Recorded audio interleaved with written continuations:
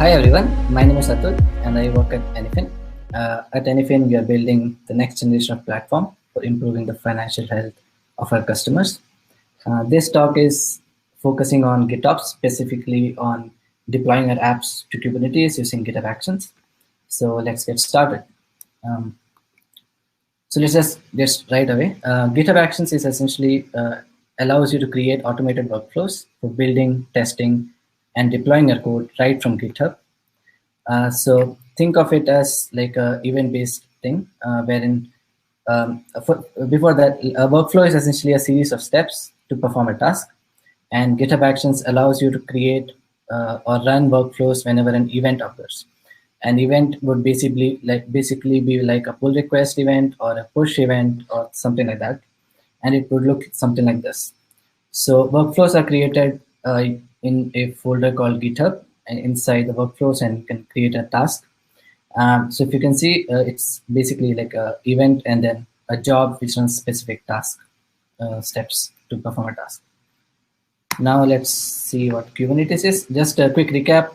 I won't be going through the entire Kubernetes thing. So Kubernetes is essentially a container orchestration platform.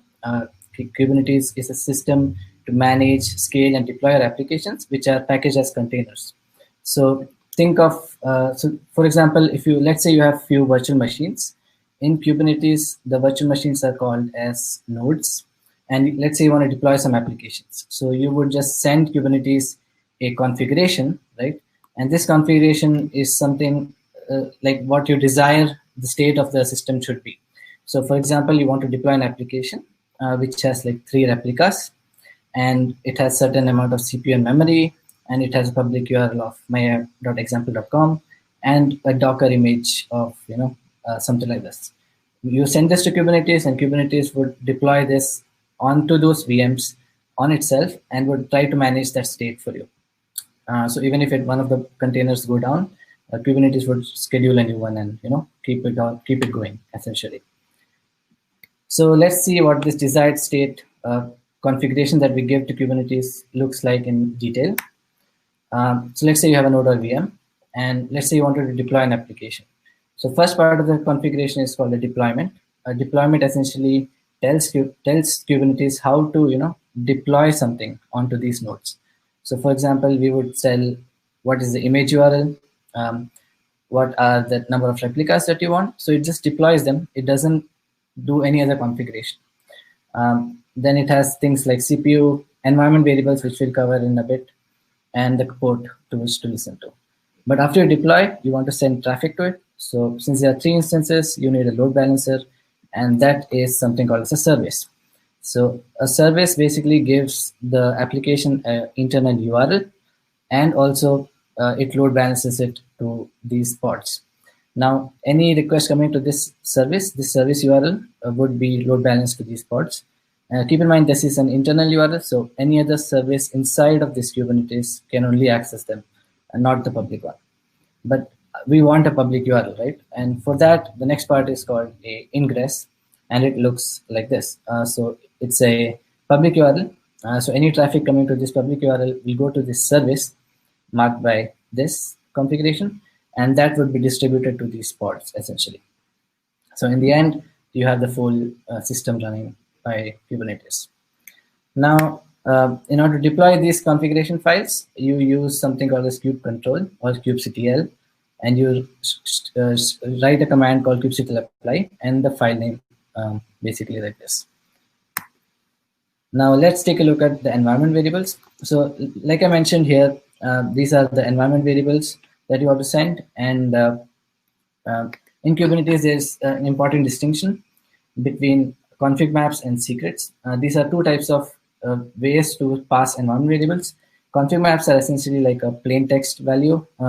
It consists, they are stored as plain text value, and they are non-sensitive in nature. So which means that you can basically commit them into the Git repo.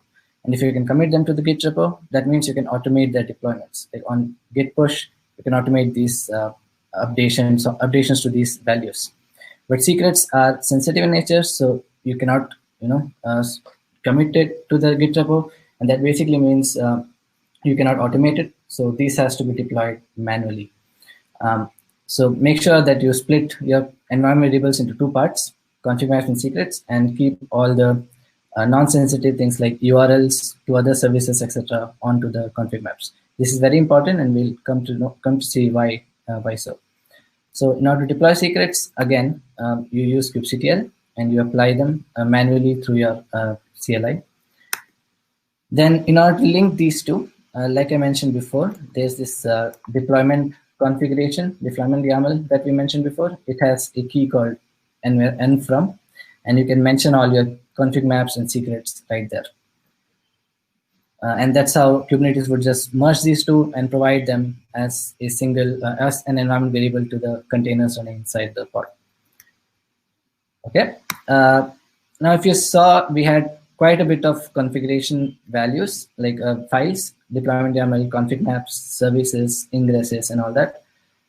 To deploy them, it's a bit, in order to not mess with the order and for convenience sake, we can merge all of these files into a single YAML file and then send it to Kubernetes instead of deploying them separately. For this purpose, we'll use a CLI tool called Kustomize.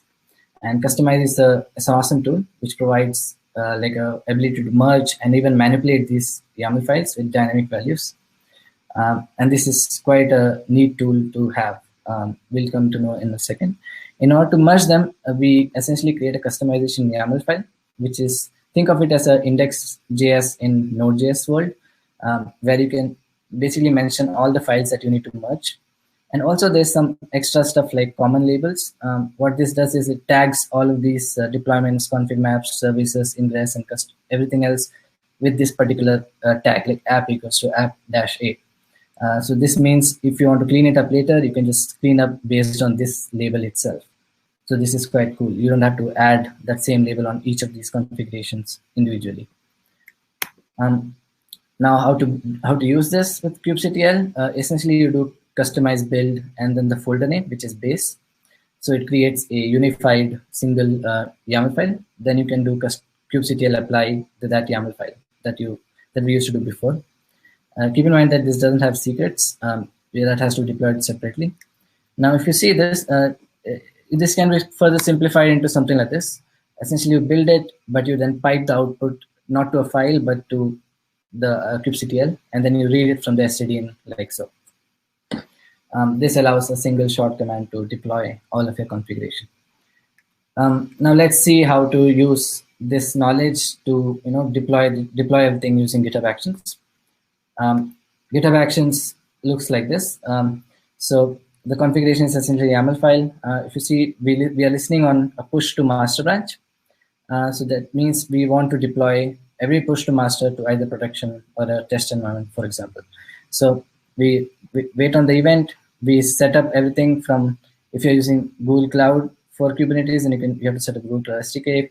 You have to set up Docker for building your images, kubectl, and Kustomize, of course. The first step is actually to build your Docker image and tag them. So when you build it, you tag them with the container registry URL. This is the URL that you need so that the Kubernetes can pull the image from here. So if you see, we are tagging each of them with the GitHub SHA. That means every single time you push out a commit, there'll be a unique image pushed to the container registry. And Docker push basically pushes it to the container registry. Container registry is like an NPM for Docker images, essentially, or any container images. And once you've pushed it, you have the URL of the image. You use Kustomize essentially to modify the configuration and set the app image. Like you basically set the app image to this URL. And then finally, this basically edits the whole configuration in place.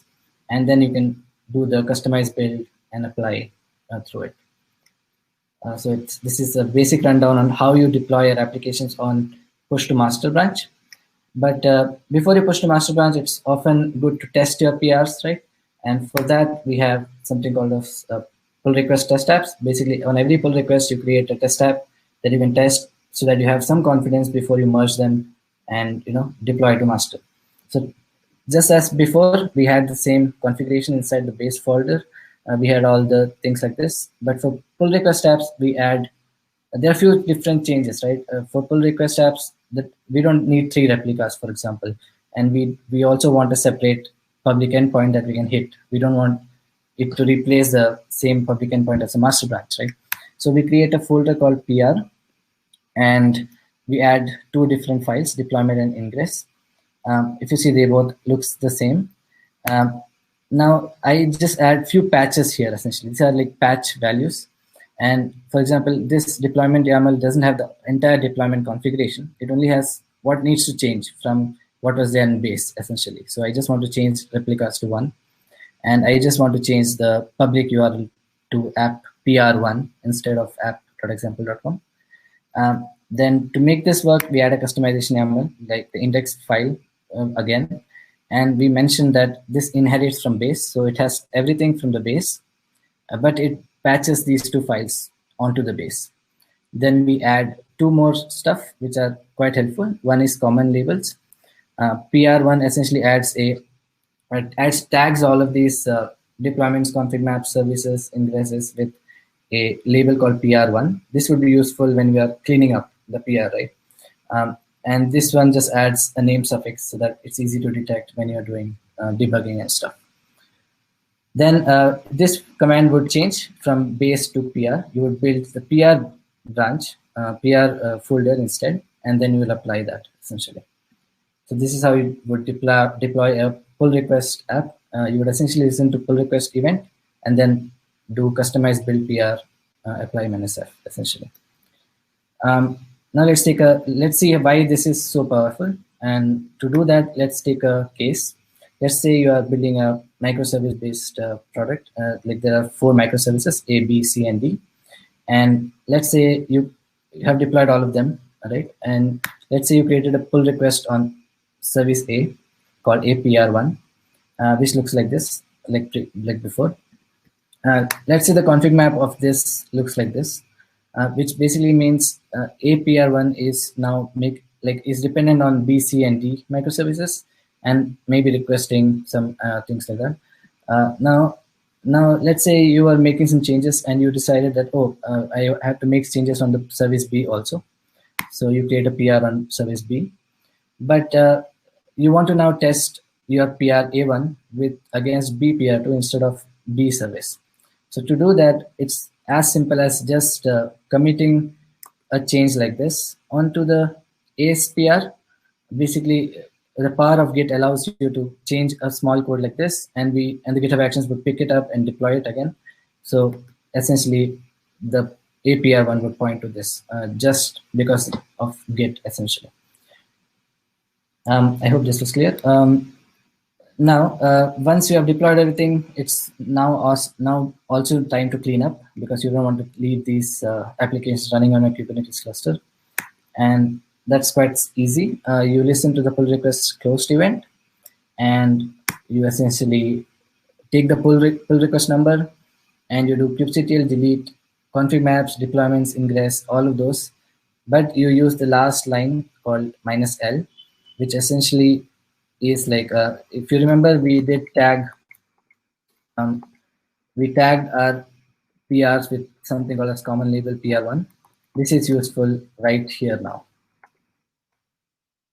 This is what does this magic. You can delete all of this with just the label that you attach to each of those pods and config maps, etc. That basically sums it up. If you're interested in working on more such cutting edge tech and product, we have open positions for engineers and data science and product. Please do visit career.anyfin.com and apply. Also, please do follow me on my socials, Twitter and GitHub for such talks and blog posts. I hope you enjoyed the talk. Have an awesome day. Thank you.